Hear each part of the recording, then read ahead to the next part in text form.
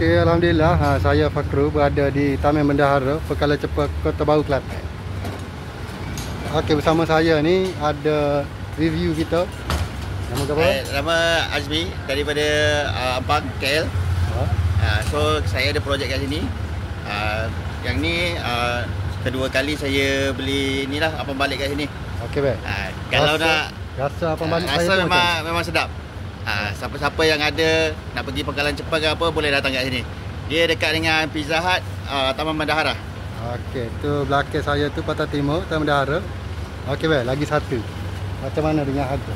Harga pun okey, harga berbaloi, top. Top Ada lagi ke KL dua sini?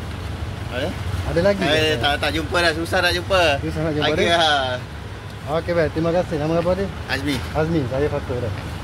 Okey. Buat kerja ke apa kan? Inilah.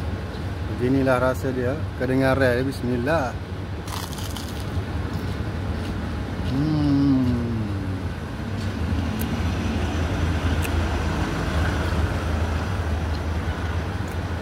Ada kacang.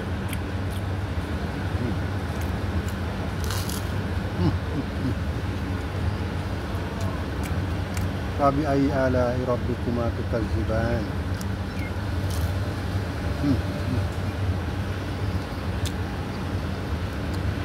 Jadi, kepada yang berminat